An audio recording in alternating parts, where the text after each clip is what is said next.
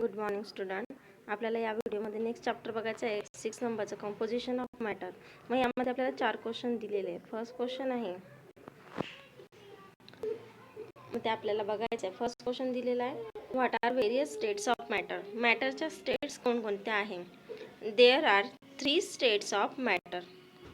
मग मॅटर म्हणजे काय सुरुवातीला ते बघायचं आपल्याला. मॅटर कशाला म्हणतात? Anything that can be have mass and take occupy space. ज्याला जागा असते आणि वजन सुद्धा असते त्याला म्हणत असतात मॅटर. मग मॅटरच्या 3 स्टेट आहे. कोणत्या?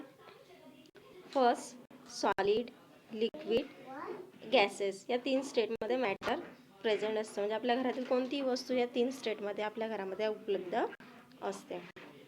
ओके. नेक्स्ट क्वेश्चन आहे, what are the difference in ice, water and steam. मग आईस म्हणजे सॉलिड रूपामध्ये आहे. त्याच्यामध्ये बघा तर लिक्विड पाण्या रूपामध्ये आहे. गॅसमध्ये आपल्याला फ्यूम्स दिसत आहे. तर सॉलिड जे आहे ते सॉलिड कसे असतात? त्यांचे जवळजवळ कण हे जमलेले असतात. लिक्विडमध्ये ते दूर दूर असतात, गॅसमध्ये अधिक दूर असतात. 3rd नंबरचा क्वेश्चन आहे, what are smallest particle of matter called. सर्वात छोट्या पार्टिकल जो असतो त्याला काय म्हणतात? ॲटम असे म्हणत असतात. मग ॲटम हा कशाने बनलेला असतो? तर छोट्या छोट्या अणूंनी हा बनलेला असतो. मग मॅटर जे आहे ते कशाने बनतं? मॉलिक्यूल पासून बनतं. मॉलिक्यूल जे आहे ते ॲटम पासून बनत असतात. हे लक्षात ठेवायचं आहे. Don't forget. Okay. Next question आहे तुमचा, what are the types of matter. Element, compound, mixture. हे 3 टाइप्स आहेत. क्लासिफाय कोल्ड ड्रिंक, एअर, शरबत, सॉइल, वॉटर, वूड, सिमेंट. हे आपल्याला क्लासिफाय करायचे. सॉलिड, लिक्विड, गॅसेस या 3 याच्यामध्ये. सॉलिडमध्ये काय आहे? Soil, wood, cement. लिक्विडमध्ये काय येणार आहे? कोल्ड ड्रिंक, शरबत, वॉटर. गॅसेसमध्ये एअर हे येणार आहे. ओके. तर what are the states of matters that you used as criteria for the above classification. वरील क्लासिफिकेशननुसार आपल्याला कोणता मॅटर आपण कसं सेपरेट करणार आहे? तर वरील क्लासिफिकेशन आपण काय बघितलं? तर सॉलिड, लिक्विड आणि गॅसेसमध्ये कोणत्या थिंग येत असतात. ओके. मग आता सॉलिडमध्ये बघा, सॉलिडमध्ये जवळजवळ मॉलिक्यूल आहे, लिक्विडमध्ये थोडे दूर दूर आहे आणि गॅसेसमध्ये कसे आहे त्याच्यापेक्षा दूर सेपरेट ते झालेले आहे. Interparticles distance. मग इंटरपार्टिकल डिस्टन्स आपल्याला बघायचं आहे.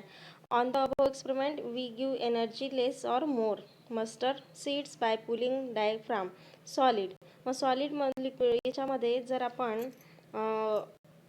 मॉलिक्यूल बघितले ते जवळ आहे, लिक्विडमध्ये थोडे दूर दूर आहे, गॅसेसमध्ये काय आहे ते जास्त स्पॅरिंगली फिरत आहे. हे आपल्याला या डायग्राममध्ये ऑब्झर्व होते. Okay. Then an intermolecular force attraction acts between the particles of matter. The extent of particles movement is determined by strength of this force. The particles of solid are very close to each other and vibrate at their fixed position due to solid gets properties like definite shapes. बघा, जोपर्यंत सॉलिडला shape येत नाही, म्हणजे सॉलिडला काय आहे? एक shape आहे, definite shape त्याला आलेला असतो. नंतर ते आपल्याला लिक्विड रूपामध्ये दिसत आहे ते थोडे थोडे दूर गेलेले आहेत. ओके. तर लिक्विडला आपल्याला एक डेफिनाइट स्टेट त्याला नसतो, शेप नसतो. तर ज्या आकारामध्ये आपण टाकणार त्याच्यामध्ये तो मावतो आणि त्याला शेप येत असतो. ओके. याच्यामध्ये आपल्याला मॉलिक्युल्स कसे दिसतात? तर हे थोडे थोडे सेपरेट झालेले आहे, दूर दूर पसरलेले आहे, असे आपल्याला लिक्विड रूपामध्ये दिसत आहे. देन गॅसेसमध्ये, तर गॅसेसमध्ये ज्यावेळेस आपण ही नळी जे पाईप आपल्याला दिसतोय तो पाईप आपण व्हिगरसली जर जोरात आपण हलवला, पुश केला, तर त्यावेळेस गॅसेस स्टेटमधील आपल्याला सुद्धा ते असे पूर्ण फिरताना दिसणार आहे, दूर दूर झालेले आपल्याला दिसणार आहेत. States of matter differ by thermomolecule distance. मग बघा क्रिस्टलाइन सॉलिड, मग क्रिस्टलाइन सॉलिडमध्ये म्हणजे कसं जवळजवळ त्याचे मॉलिक्युल्स दिसत आहे आपल्याला, म्हणून त्याला आपण काय म्हणतो crystalline solid. Order arrange particles are essential in a fix position, particle close together, म्हणजे त्याचे पार्टिकल्स कसे आहे एकमेकांपाशी जवळ जुडलेले आहे. ओके.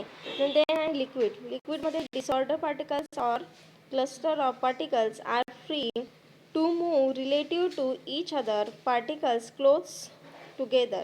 मग आपल्याला लिक्विडमध्ये हे कसे दिसत आहे, तर हे थोडे दूर दूर गेलेले आहे, पण ते त्याच्या जवळपासच आहे, क्लोज एकमेकांपासून जवळच आहे. देन गॅसेसमध्ये आपण बघितलं तर total disorder much empty space, particles have complete freedom of motion, particles far apart, म्हणजे यांना फ्रीडम आहे कुठेही फिरण्याचं गॅसेस रूपामध्ये, म्हणून हे कुठेही स्प्रेड झालेले आपल्याला दिसत आहे. The state of substance at given temperature and pressure is determined two factors. कोणते, तर बघा साईडला दिलेले आपल्या सॉलिडमध्ये इंटर पार्टिकल्स दिसते आपल्याला, ते जवळजवळ दिसते बरोबर. जे प्लेट बनलेली आहे ते प्लेटमध्ये कसं दिसते आपल्याला, जे मॉलिक्युल्स दिलेले आहेत ते कसे आहे पूर्ण पॅक झालेले आपल्याला दिसत आहे, त्याच्यामध्ये पोकळ दिसत नाही आहे. नंतर लिक्विडमध्ये सेपरेट झालेले आहे, गॅसेसमध्ये जास्त सेपरेट झालेले ते आहे. Thermal energy of molecule intermolecule force called van der Waals forces between molecule, याला van der Waal forces between molecule असे म्हणत असतात. नंतर डायग्राम एक चार्ट आपल्याला बघायचा आहे.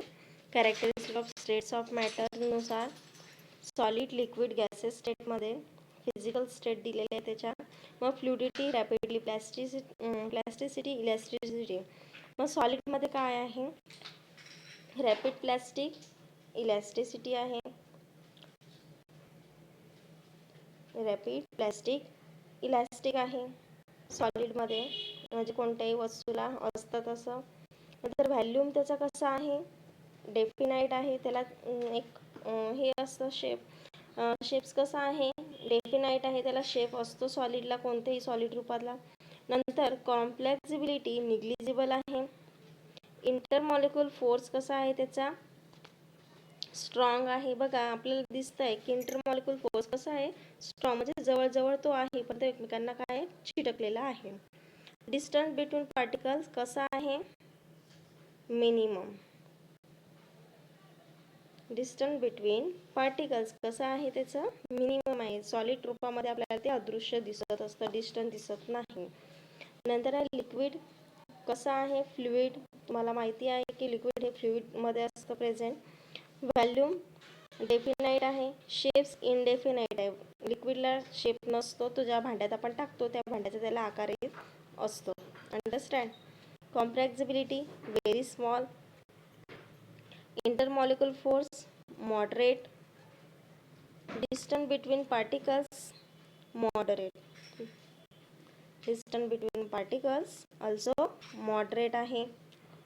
Then आहे gases also fluid. व्हॅल्यूम त्याला डेफिनाईट आहे. शेप्स व्हॅल्यू सुद्धा इनडेफिनाईट आहे, शेप सुद्धा इनडेफिनाईट आहे. कॉम्प्लेक्सिबिलिटी आहे व्हेरी हाय. इंटरमॉलिक्युल फोर्स आहे very weak. And distance between particles आहे व्हेरी लार्ज. नंतर बघा आपल्याला चार्ट दिलेला आहे. Right the composition of following materials. आपल्याला मटेरियल्स दिलेले आहेत आणि त्याचे आपल्याला केमिकल फॉर्म्युला आणि टाइप्स ऑफ मॅटर लिहायचं आहे. ओके. वॉटर फर्स्ट दिलेला आहे, वॉटर. मग वॉटरला कोणता केमिकल फॉर्म्युला, H2O. मग हा कंपाऊंड आहे कारण दोन मॉलिक्युल याच्यामध्ये प्रेझेंट आहे, हायड्रोजन आणि ऑक्सिजन, म्हणून हा कंपाऊंड आहे. ओके. देन आहे कार्बन. कार्बन हा एकच कंपाऊंड असल्यामुळे C आहे. आणि एलिमेंट आहे oxygen, O2.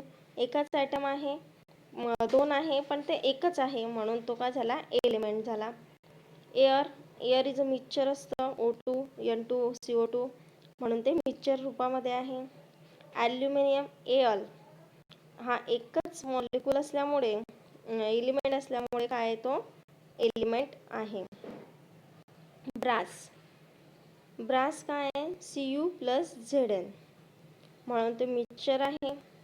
Carbon dioxide CO2 दोन कार्बन आणि ऑक्सिजन अशा दोन मॉलिक्यूल पासून तो बनलेला आहे म्हणून तो काय झाला कंपाऊंड झाला. Understand.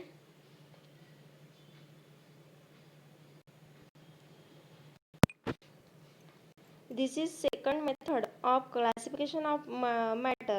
In this method, criteria used classify of matter is chemical composition of matter. We have seen that previous standard that matter classified into three types: element, compound and mixture.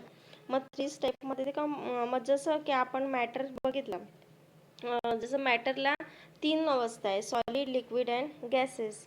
तशा याला सुद्धा आपण जर एखादा molecule घेतला तर या मॉलिक्यूलला सुद्धा 3 स्टेट आहे: एलिमेंट, कंपाऊंड आणि मिक्सचर. यानुसार ते सेपरेट केलेले